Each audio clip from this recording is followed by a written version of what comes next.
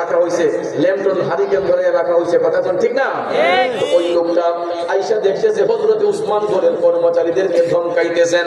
কারণ হলো এরা কুপির মধ্যে শরীরটা বাড়াইয়া দিছে, যেই কারণে হযরত উসমান বলতেছেন তোমাদের এত বড় সাহস, তোমরা এত তেল জ্বালাচ্ছ, কুপির শরীরটা বাড়াইয়া দিলা কেন? লোকটা কই এত কি বল মানুষ, এত বড় ধনী ব্যক্তি একটু তেল জ্বলতেছে বলে কর্মচারীদেরকে দমায়া এই সদায় দমা তুলতেছে, এবার একটা কিছু সামনে দিত না। সাংঘাতিক কিপটা মানুষ। আবার চলে গেছে নবীজির কদম মোবারকে, গিয়া কই ইয়া রাসূলুল্লাহ আপনার উসমান খুবই বকিল। নবী বললেন কেন? আপনার উসমান তার কর্মচারীরা সামান্য একটু তেল খরচ করতেছে, কুপির শরীরটা বাড়াইয়া দেওয়ার কারণে উনি ওনার কর্মচারীদেরকে ধমকাইতেছে, এই জন্য আমি তার কাছে কিছু চাইছি না। নবী আমার মুস্কি মুস্কি হাইসা তাকে দ্বিতীয় দিন আবার বলতেছেন উম্মত তুমি এখন আবার আমার উসমানের বাড়িতে যাও। বেটা নারাজ, কিন্তু আবার চিন্তা করতেছে রাসূল বলছেন কেমনে না যায়। আচ্ছা ঠিক আছে, শেষবার গিয়ে দিলেন। তৃতীয় দিন আবার গেল হযরত উসমানের বাড়িতে। ওই দিন যাইয়া দেখে হযরত উসমান রোদের মধ্যে তুলা শুকাইতেছেন। তুলা ছিলেন না, রোদের মধ্যে তুলা শুকাইতে দিছেন, এটাতে জাল দিয়েছে, জাকমা রাখছেন, জালের ছিদ্র দিয়ে তুলা গুলা উঠতেছে। আর হযরত উসমান এই পুরো তুলা গুলারে টাইনা টাইনা আবার জমাইতেছে। এই লোকে দিকে আপনার সাইরা দিচ্ছে,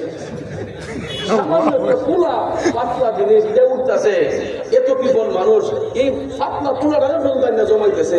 কেমন বকিলের বকিল, আই হাই হাই রে, এবারে নিজেই চলবো কি আমারে দিব কি? নাউজুবিল্লাহ করলেন। আবার গেছে নবীজির কদমে, যাইয়া বলে নবী গো আপনাকে আমি বলতেছি ইয়া রাসূলুল্লাহ আমার আর পাঠাইয়েন না। নবী গো এই লোকটা বড় কৃপণ আপনার উসমান, তুলা বাতাসে উঠতেছে, এই তুলাগুলো আপনার উসমান জমাইয়া সেভ করতেছে, সে নিজেই চলবে কি আমারে দিবে কি? আমার মদিনার কামলিওয়ালা নবী তারে ডাক দিয়া বললেন উম্মত তুমি যে তিনবার গেলা, একবারও কি আমার উসমানকে সালাম বিনিময় করছো? হ্যাঁ আটকে গেছে। তো ইয়া রাসূলুল্লাহ আমি তো কথাই বলছি না, এই অবস্থা দেখে তো কথাই বলছি না। রাসূল বললেন তুমি তো সালামই দেও না আমার উসমানকে, তাহলে তুমি উসমান সম্পর্কে ধারণা রাখবা কি?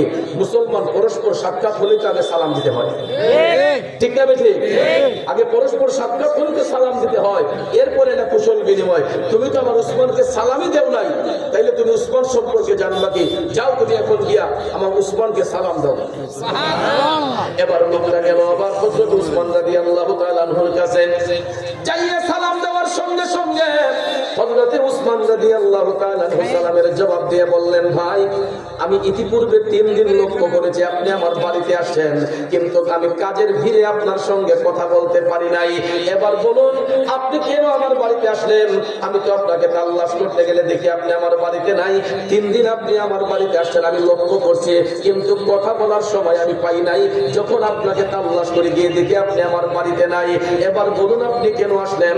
তখন লোকটা ডাক দেয়া কয় হুজুর আমি নবীজির কদম মোবারকে গিয়েছিলাম কিছু সাহায্যের জন্য, আমার চলতে বড় কষ্ট হয়, দয়াল নবী বলছেন আপনার কাছে আসার জন্য, এবার আপনি আমাকে কিছু সাহায্য দেন। সুবহানাল্লাহ। হযরত ওসমান যখন জানতে পারলেন মদিনার কামলিওয়ালা নবী, মায়ার নবী, দয়াল নবী পাঠাইছে, তখন তিনি চোখের পানি ছাইরা কান্না শুরু করেন, ভাবতে লাগলেন দুজাহানের সরদার নবী, কুল কায়নাতের বাদশা নবী আমি উসমানের কাছে লোকদের সাহায্যের জন্য পাঠাইলেন, আমি এখন তার কি দিয়া খুশি করব, কি দিয়া খুশি করব? হযরত উসমান ভাবতে ভাবতে হঠাৎ করে দেখতেছেন ওনার একটা বিরাট বড় উটের কাফেলা বাণিজ্য করে আসতেছে, অনেক দূরে একটা সরু রেখা দেখা যাচ্ছে, অনেকগুলা উট এই কাফেলার মধ্যে ছিল, এগুলা বাণিজ্য শেষ করে পিঠের মধ্যে মালামাল নিয়ে হযরত উসমানের বাড়ির দিকে আসতেছে। তখন হযরত উসমান সরু রেখাটা দেখে ওই ভদ্রলোককে বলতেছেন যে এই যে একটা সরু রেখা দেখা যাচ্ছে দেখেন তো এটা আপনার নজর আসতেছে? এই লোকটা ছায়া তো হুজুর এটা তো অনেক বড় একটা উটের কাফেলা। তখন হযরত উসমান ওনাকে বললেন আপনি একটা কাজ করেন, আপনি হাইটে চলে যান এই কাফেলার কাছে, গিয়া পিঠের মধ্যে যত মালামাল থাকুক না কেন, যে উটটা আপনার সবচেয়ে বেশি পছন্দ হয় আপনি এই উটটা এই লাইন থেকে নিয়ে যাবেন।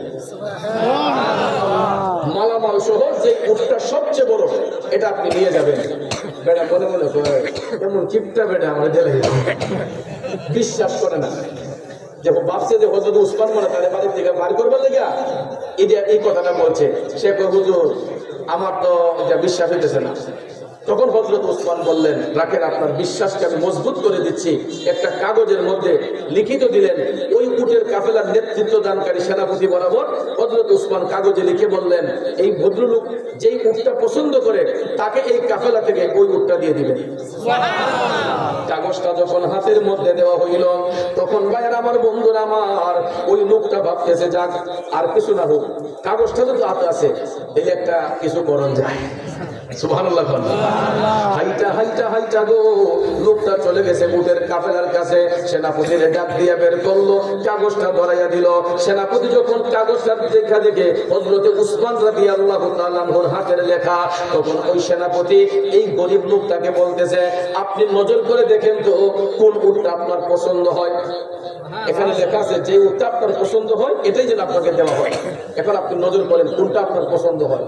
পুরা লাইন এই লোকের তসতস করে লিখেছে, তন্ন তন্ন করে খুঁজতে খুঁজতে এমন একটা উট পছন্দ করছে যেটা একবারে সামনে। তো আরব দেশে রীতি হলো যে সামনের উটটা যেই দিকে যাবে তার পিছনের উটগুলা এদের অনুসরণ করে যাবে। এরকম প্রত্যেক প্রাণী দেখবেন। আমরা মানুষও যখন কোন জায়গায় সফরে যাই দেখবেন আমি সব আগে থাকে, পিছনে সবাই থাকে, ঠিক না? এটাই নিয়ম ভাইয়ের আমার। তো আরব দেশে আপনি উট যেই দিকে যায় পিছনের উটগুলা সেই দিকেই যায়, এটারে অনুসরণ করে। এখন এই ভদ্রলোক এমন উট পছন্দ করছে যেটা একবারে সামনের সারি, ওইটা আমার পছন্দ হয়েছে, এটা দিয়ে দেন। ওর সেনাপতি লজ্জায় ভুলে গেছে, ওই ডাক দিয়ে কয় যে ভাই আপনি নিবেন ঠিক, কিন্তু এখন যদি এটা আপনি লাইন থেকে সরান তাইলে পিছনের উটগুলা এটার অনুসরণ করে এটার পিছন দিয়ে সব যাইব না। এখন কি করা যায়? তোর সেনাপতি আচ্ছা উসমানকে আগে খবর পাঠাই, হযরত উসমানকে আগে খবর পাঠাই দিয়েছি আমাদের বার্তাবাহকের মাধ্যমে, তাইলে উনি যদি ফায়সালা দেয় তাইলে আপনি এই উটটা আপনি নিতে পারবেন। সঙ্গে সঙ্গে বার্তাবাহক পাঠাই দিল হযরত উসমান রাদিয়াল্লাহু তাআলা আনহুর কাছে। ওই বার্তাবাহক যায় বলতেছে, হুজুর ও জুন্নুরাই, আপনি যে লোকরে পাঠাইছেন ওই ভদ্রলোক উট বাছাই কইরা এমন উট পছন্দ করছে যে উটটা সামনের সারির উট, যদি লাইন থেকে এটা সরানো হয় পিছনের উটগুলা এটার পিছনে চলে যাবে, এইগুলা আর আটকানো যাবে না। হযরতে উসমান বার্তাবাহককে ডাক দিয়ে বললেন, সেনাপতিকে যাইয়া বলো যদি ভদ্রলোক সামনের সারির উটটা পছন্দ করে থাকে, লাইন থেকে যদি এটা সরানো হয় বাকিগুলা যদি এটার পিছনে চলে যায়, তাইলে সেনাপতিকে গিয়ে বলো একটা উটের মালিকানা আমার কাছে নাই।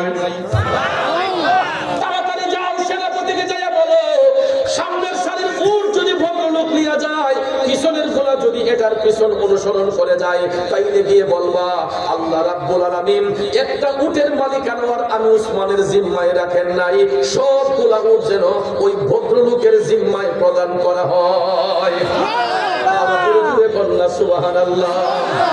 এখন চিন্তা করে দেখেন কেমন দানশীল ব্যক্তি ছিলেন হযরত উসমান রাদিয়াল্লাহু তাআলা আনহু। বন্ধুরে, এই জন্য সম্পদ দিয়া কি হবে যদি সম্পদ আল্লাহর রাস্তায় খরচ করা না হয়? কারণ সম্পদ কিন্তু কখনোই এক হাতে থাকে না। আজকে হয়তো আমার কাছে কোটি টাকা থাকবে, কালকে আমি রাস্তার ভিখারি হয়ে যেতে পারি কি পারি না? এটা তো বারবার সূরা আল ইমরানে আল্লাহ পাক আমাদেরকে স্মরণ করে দিয়েছেন, কুলিল্লাহুম্মা মালিকাল মুলকি